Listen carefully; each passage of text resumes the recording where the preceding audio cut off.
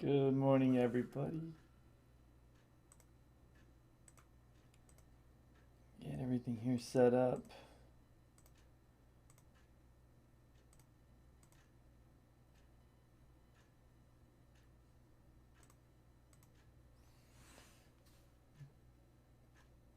The right thing. Okay. Glad to have everybody here this morning. It is Tuesday morning. A little bit different. You guys can't see it, so it's okay. Different camera view. Just for today, though. Well, today and tomorrow. I've got a conference that I'm going to. So conferences are fun, right? They're exciting to be able to go to. You get to learn a lot of things and soak in a lot of information. But conferences are very different right now because you can't go anywhere. So I'm going to be doing a conference uh, online. I'm going to be watching a screen, online, trying to learn and do some things and grow there. Try to, I don't know, figure out some stuff that might help our church, hopefully. That's the goal, at least, is to be able to do that. So excited about doing that. I really am. Make sure that we are okay. So we are live there. Just want to make sure. So anyway, yeah, I am super excited. We got some people saying hi. Let's share those. So James Moore is on YouTube this morning with us. I'll put my Bible over here. Good morning, Dad. All right, Olivia, how you doing? Back from a little family fun vacation there. And Topher Nelson on Facebook. So good morning to you, Topher. So glad to have everybody here. I know we'll get a few more that'll join up here in just a little bit with us. We'll give them just a moment as it comes up.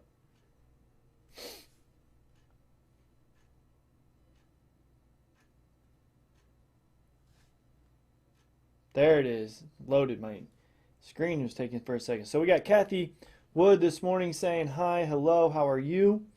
We've Zara Mallory. Good morning, Villa. Again, that is correct. We say good morning to everybody. We have Laura Compton.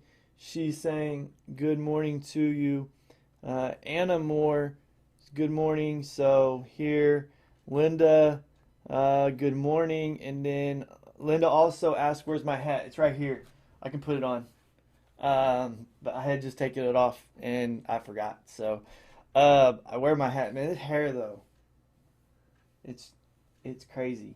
So I don't know. I'm gonna keep it off right now, I think. But anyway, so we have Olivia saying she's good. I'm doing great. She asked me how I'm doing. I'm doing really good. Oh, Autumn, sweet, beautiful daughter up in Marion, Indiana, at IWU. So she's up there. So good to have you this morning joining us, at least for a little while. Renee, good morning. Glad to see you on here. I believe my little pterodactyl of a son is heading over to your house soon, so there's your warning if you need one. But anyway, very excited about this morning. Again, I said that set up. I don't know. I probably, like, everything would just get messed up. I could try to show you, like, and maybe I will. I'll take a picture later and like post it or something, like what going to a conference looks like in 2020. I have another screen set up over here so I can see things and then do stuff over here. So it's very weird. It's very different. Phone's going off over there. Okay, so Shirley, good morning to you. Just glad to have everybody here. I mean, actually, it's really exciting to have everybody here. And today's challenge verse, obviously, keep commenting and we'll share as much as we can. But today's verse is going to be in Romans 8, Romans chapter 8, and that's where we're going to be at this morning. And so Romans chapter 8 is the verse that I want to work through and look at. And it's a verse that I think is, I'll tell you what, I'll put it this way. The devotion I did, the prayer, and I'm going to share it with you when we're at that end there. But the prayer just kind of hit me. Every now and then you have days where you just don't feel, I don't know, maybe you don't feel like you're taking steps forward. I guess is maybe the best way I can say it. It just doesn't feel like there's progress. And I think, I mean, sometimes I think that might be true. It might be just be some bad days and have some rough times. Sometimes I think that's a lie.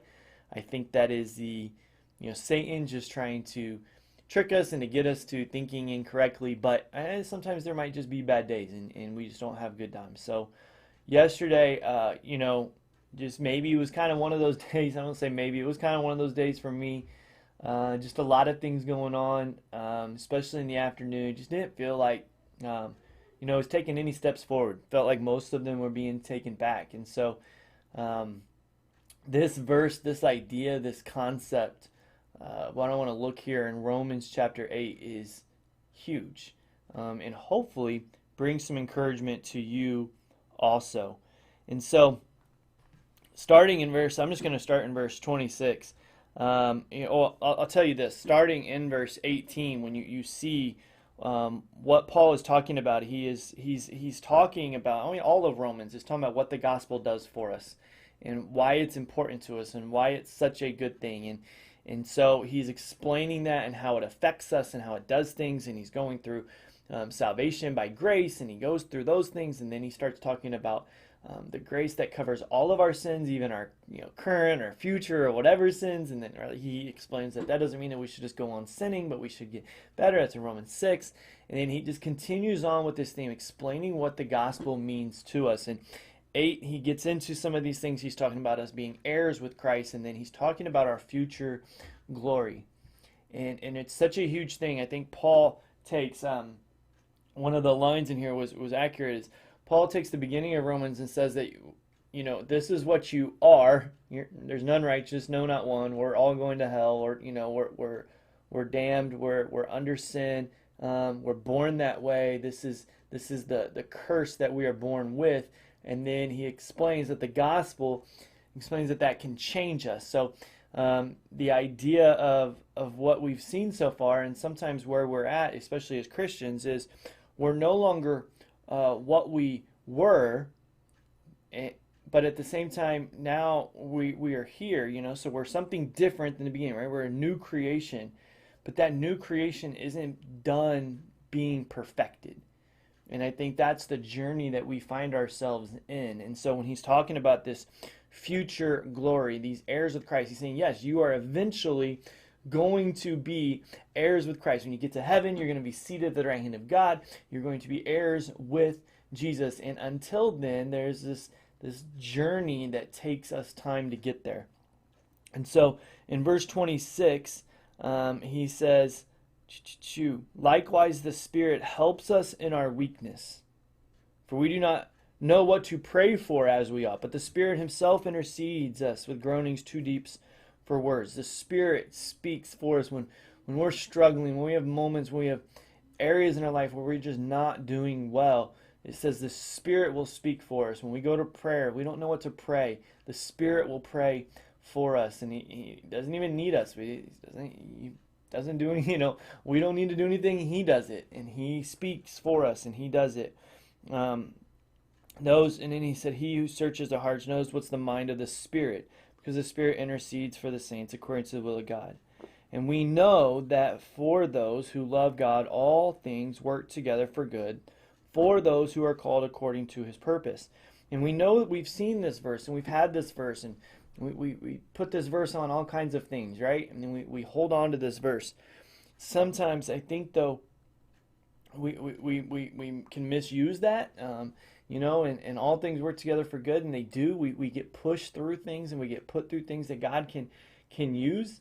It doesn't mean that God is intentionally doing some of those things. Sometimes we put ourselves in some bad situations. But these are things when we're talking about when we're doing what God wants us to do. We're focusing on him. We're paying attention to him.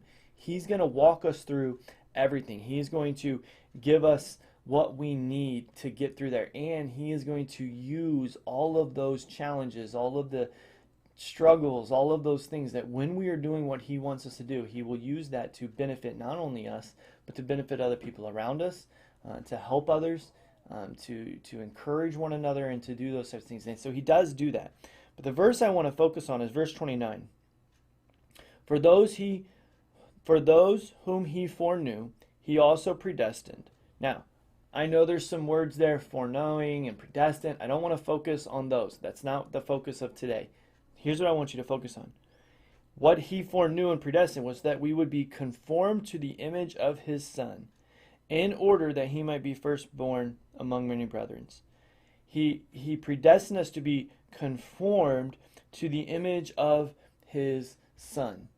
Now, this is not an instant thing. When Adam and Eve were made, when they were created in the image of God. They were created that way. They were like man. Like Jesus and God, they speak in the Spirit, says we should go make man like us.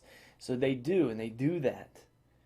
And then when sin comes and it breaks that and it messes up that, what Paul is saying here is because of what Jesus did, the sacrifice, the gospel, what he's talking about here in Romans, everything that he's done for us, it is to conform us, to transform us, to make us, to craft us into the image of God again, the image of his Son. And so we see this, that it's a time, it's an effort, it's an energy that takes, it's a journey that does it. It's not an instant type of thing for everybody. I mean, there are some, and you know, we would look at the person on the cross who would have experienced more of an instant type of thing, right? He accepted Christ, he realized what he was doing. Jesus says, today you're going to be with me in paradise, and boom, he dies and he's great. But that's not all of us, right? We have lives, we live here on earth, and while we're here on earth, we're being conformed, and it won't ever be finished until we are with him in glory. When we are in heaven, when we are sitting next to him in that future glory, is when we will be finally conformed, finally transformed, finally completed in that. And so, this challenge of, I look at this and again, I struggle because I feel like, man, I should be further down the road in some areas, right? I should be stronger in some things, and I should be doing some things better. And maybe that is the case in some areas. Maybe I have to be, honest with myself and say, no, you need to be better. You need to be doing something different. But there are some times that I think we don't allow ourselves growth. We expect that we're already where we need to be some point. And by doing so, I think that we add so much, I don't want to say stress, but we add so much hurt and pain to our lives because we're trying to fast forward something that takes time. We're trying to get to the end result without working through this, or we get frustrated and upset. I take this to the situation, and I've been trying to tell myself when I go to the gym, or I don't go to the gym now, but when I used to go to the gym and work out and everything else, I wouldn't get upset when my muscles hurt or when I couldn't lift the weight. Like when I pushed myself so much that I couldn't carry that next weight. When I, maxed out and I was like, okay, that's rep 792, right? Because that's my max, because, I'm super strong. But 792 of like 0 pounds. But I wouldn't be upset with me when I couldn't do it. Like if I put on 5 more pounds and I try to do it and I'm pushing, I just can barely get it, and I'm like, oh man, that was 15 pounds more than I did 2 weeks ago or 3 weeks ago, whatever. Right? I always was excited. I wasn't upset that I couldn't get the extra pound up or whatever else. And that's what I think that we need to be careful of, that we don't do in our Christian walk. That we don't allow ourselves to get frustrated and hurt and shamed and upset because we're pushing and we went so far. Like we pushed ourselves to the extent and we kind of broke for a moment. We needed to recover and we needed a break, but we went and then we pushed ourselves, and the next time we're going to push ourselves a little bit harder. Next time we're going to push ourselves a little bit harder, and we're going to keep going. But if we just play around with the light weights, or we just do this other stuff, yeah, we might look like we know a lot of stuff. We might throw a lot of knowledge out there and everything else, but we're not applying it. When we go to apply it, then it hurts and it takes effort and it's painful. And then sometimes when we do it, then it takes a while to recover from that. I know some of you that are struggling through things and have struggled through things. Maybe you're not struggling right now, but you have had things in your life where it's put you through some tests, it's put you through some challenges, it's put you through some paces, it's some tests. It hurt, it broke you, and so you need to allow yourself to recover and then go at it again, and keep going back to it. This idea that He predestined us to conform us to the image of His Son. And listen, here's the challenge. So I'll split this up here. The challenge would be, don't stop. Allow God to keep conforming you. Allow God to keep transforming you. Allow God to keep building you. Allow God to keep testing you, challenging you and pushing you. And yes, and you're going to struggle at one point. You're going to need that spotter and you're going to need that stuff, right? It happens. But that's good. That's the way it's supposed to be. If we're never doing that, if we're never needing a spotter, or we're never maxing out, or we're never doing anything, then we're never seeing what the potential God has to do through us. And so, we'll leave it all on the table, right? Go all in. This idea of just giving it all. And when people do that, here's a truth that I'm finding. When people go all in, when people go hard, and when people give everything, they hit walls. And that's okay. I think I used to be so scared, or I used to think that was such a wrong thing, trying to prevent people from hitting the walls, trying to prevent people from needing a break for a moment. No, it's okay. Because that's the whole point. Because then the next time you'll be able to go a little further.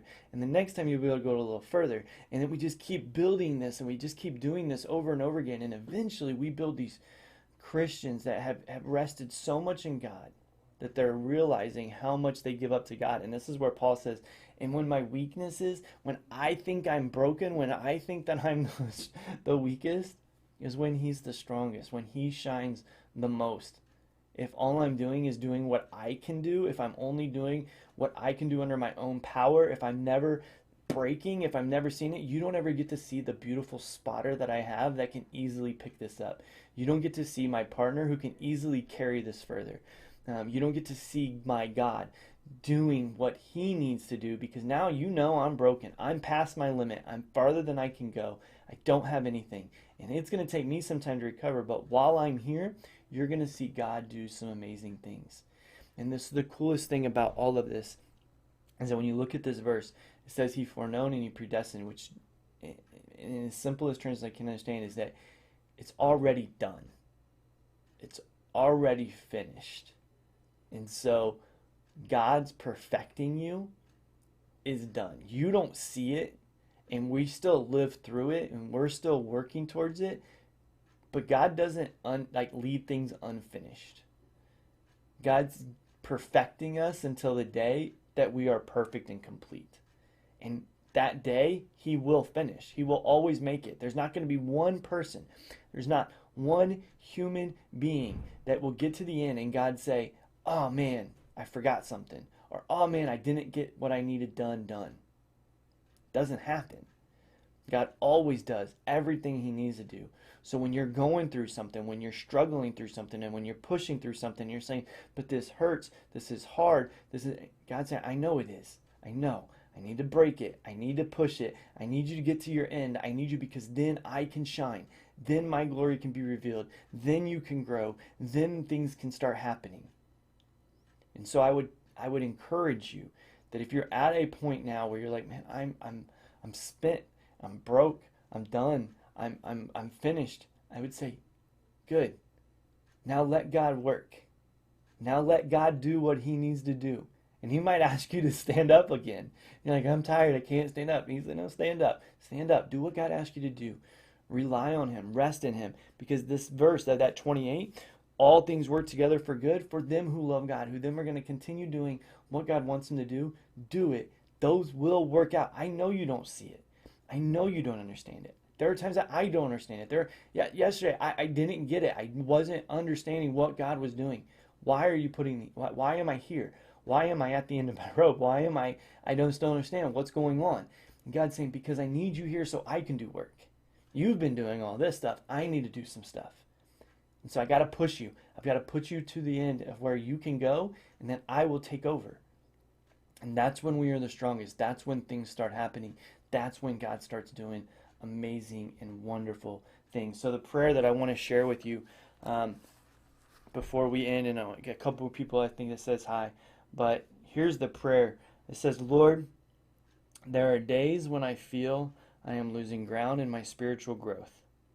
Help me today to move closer to the image of God's Son. And I would add, help me today to feel and understand and know that you are moving me closer to the image of God's Son. And so that's my prayer for you today. It's my prayer today. I'm asking God to help me see that He's growing me. Help me be known by Him, and to know that He still loves me, still cares for me. He's still going to use me, and this is all in His plan and all in His focus. So this morning, I'm so glad that you guys again could join us. I want to tell a couple more people. Paula Hamilton here says, good morning. So I'll share that. Good morning to you, Paula. I'm glad. I know, Paul, you're one that you watch it all the time. I know you comment sometimes a little bit later, but that's okay. We still see those, and we still love that other people are getting to get on and see these. So, guys, listen, I can't tell you how much I love you guys, and I'm excited to do these types of things. Again, I remind you, on Friday we have the men's cornhole tournament and cookout at 6, and then there's a women's tea on Saturday, and that's at 11. So if you need information, please feel free to reach out to Julie or myself, or anybody that's affiliated with those events, and you can get some information for those. Be glad to have you join us on either of those things. So, but yeah, I love you guys, and I will talk to you tomorrow at 10 a.m.